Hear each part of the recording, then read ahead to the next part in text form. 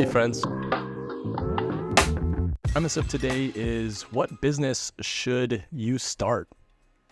If you've never started a company before, or if you want to get into entrepreneurship, this video is for people who are trying to foray into creating their own company. And I think it's a huge blue ocean, of ideas. What sort of ideas should I start? I have a pretty opinionated concept of what you should do, typically. So this is advice for someone who's in their early 20s, likely early 20s, maybe in college, wants to start a company. This could be applicable to anyone, but that's who I'm talking to specifically. If you're that person and one day you want to start like a tech company, some sort of big company, you want to have really big scale and influence, there's a draw always to go straight for that, right? I need to get VC funding. I need to get funded. I need to build out this big team and do this big. For some people, that does work. However, there's multiple paths, and I think there's actually like an easier route to get to that, which you don't have to be at immediately, right? Like you don't have to graduate college, close your seed round, then do the thing. That is very insightful, but actually I think like if you are in college or you're just trying to do something on the side while working, let's say you're working or you're in school and you kind of want to like starting as a side hustle, the best thing to do is actually start service-based business. And that could be a whole plethora of things. For example, it could be you doing a social media agency. It could be running paid ads for someone. It could be building landing pages, setting up AI automations for people, whatever your skill set is, doing something like that. And there's a very specific reason why I think this is like the most important first business to start. And I'll tell like my personal story and how I came to this conclusion. So when I was in school, I would do websites for people. I would use Wix, literally Wix, just website builder, do it for like a friend's company or like my mom's friend who had like a clothing store. And if you actually looked at like my hourly rate at the end of it, I was probably getting paid like $2 an hour for like how much effort I had to put in. That's something that you kind of have to do though initially to get, a couple things done. Your work's not gonna be perfect. Like the first thing I ever got commissioned to do was a logo for $50 for my friend's mom. It took me 5 months of work and I sent it over and she sent me a nice letter, a thank you note with check for $50 and she never used it. Like the logo wasn't that great. But I put so many hours into that. I probably got paid like 25 cents per hour for how much work I put into it. But like my skill set wasn't that good. A really good graphic designer could make a logo in, 20 minutes I was better. And she actually would have used it.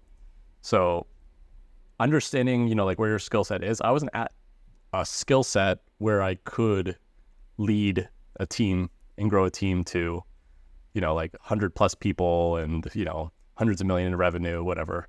Like I just wasn't there. If you do feel like you're there, disregard this. But for the rest of us, it's really good just to kind of like get in there and not work necessarily to make money, but to gather the skills. And that's what these service-based businesses are, is, they have a deadline. You are getting paid to learn and getting paid to work, which I think is the best thing. Every single job I've taken, besides being like a dishwasher, although it does teach you skills, to be honest, but every single job I've taken was with the intent to add to some part of my skill set, learning growth marketing, learning social media, learning video, learning social, whatever. I'd always search for jobs for a skill that I wanted to learn more about, get paid to learn. It's the best thing you can do. But a service-based business is a great way to start because you can, let's say, sign up a local restaurant, let's say $1,000, $2,000 to run their social media for them. You can scale that. You can get 10 restaurants. You can build like a team underneath you. You'll know what it's like to collect money, what it's like to mess up with a client, what it's like to, do sales, what it feels like to lose a customer. All of these things in a much smaller microcosm. And it's just like on the side, you can, work with other people You can find people on Upwork to build a team. You do things like that. And, you'll be printing some cash. Maybe you won't. But the service-based business, it's great. Just get that good skill set. It's very low risk, and it could be profitable from day one. Like, it doesn't start until your first customer says yes.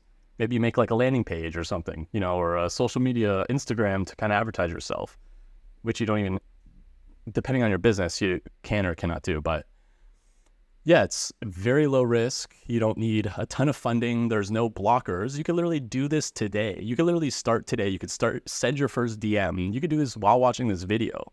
Like, there is absolutely no barrier. Service-based businesses are also amazing. It's not like, I did a tweet recently about like my friends where I was like, my friends who like started, agencies versus, like going the VC route. It's like, and they're, like rolling in cash because, like from day one, you're making money, which is really cool. And you can scale up proportionally. There's a reason why technology and software startups are valued more, because when you do figure out how to make money, you can scale that thing to the freaking moon versus, a agency or service-based business. It's always the human time, billable hours, whatever. It's harder to make that, $100 million exit, whatever. But it can be done. But that's not what this is about when you're starting your first company. It's about getting the skill, learning how to do this, learning how to do taxes, learning how to run a company, build a team, get customers, etc. That is the most valuable thing you can do. So I would do that with customers. I didn't do it. I would just do it under the table, to be honest. I didn't even I wasn't like a LLC, kind of just like got paid and checks and here and there and move cash around, whatever. Maybe I shouldn't say this. But, unless if you're really pulling in a lot of money, like, you can kind of just get started today. And for the reason why I'm like, oh, you shouldn't go building this big product and this huge vision initially. It's like double-edged advice. So I started a software company when I was in college. I recruited other college students, and I paid them in equity, or like the promise of equity when we were incorporated, etc.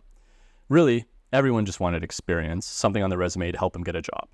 So you have to kind of understand, like, I don't think anyone on that team was like, this is going to be $1 billion company. I thought it was. Maybe some, in my head, I thought it was. And it was a very valuable skill.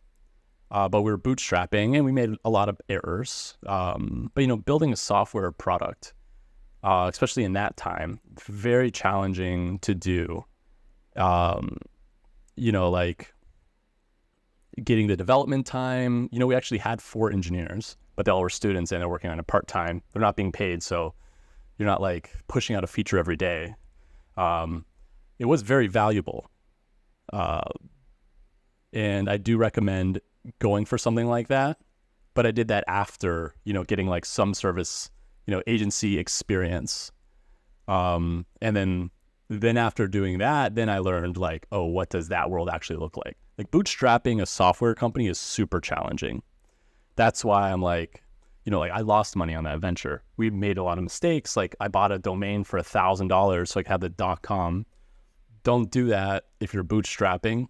If you're big and funded, like maybe, but until your project gets traction, like you ain't got that .com money yet. So just wait. So I made a lot of mistakes. I learned things like that. So don't be hesitant about going for big bets like that. But I 100% recommend, if you're trying to start a company today, you want to be an entrepreneur, you want to do something, start an agency with some skill set you have, DM a bunch of people, send cool emails, get your first customer or two, and then just kind of work with them for a while, sell it at a discount if you have to, because you're going to make mistakes, like make your $50 logos. And then as you get better at it, then you can start building out a team. And then you can use those funds if you want in the future then to fund other ideas for projects that you have, whether it be software, etc. But don't feel like the first thing you have to do is some big VC-backed vision, this grand thing that's going to change the world, that's going to make $1 billion. It's okay to get reps in with a smaller idea, like an agency, to where you can be making money and run a business and figure it out. So the whole premise of this is to kind of give you just that confidence that it's okay to start today and to start small, and you'll find your way. And through that experience, you'll get a lot of ideas for products too. If you're running, let's say, a social media marketing agency, you'll see a lot of problems with social media. Maybe you'll get an idea for a software product that you can build in the future. And then as you're building out your network, you'll find better people to work with, maybe a potential co-founder, maybe people that'll invest in you one day. But the main thing is just to start and to go for it. So what's your skill? What can you do that is unique? It doesn't have to be like you're one in a million. There is a million social media marketing agencies. But if you know, like how to take a good photo of a product, like it's a service that people are willing to pay for. So don't sell yourself short, and don't try to make it so unachievable to where you can't get started. So whatever your idea is, I say go for it. Start with service-based business. If you do want to start with a software product and you have those resources, you can too. But really the main message of this is start small and you'll find your path. Thanks so much for listening, my friends. Until next time.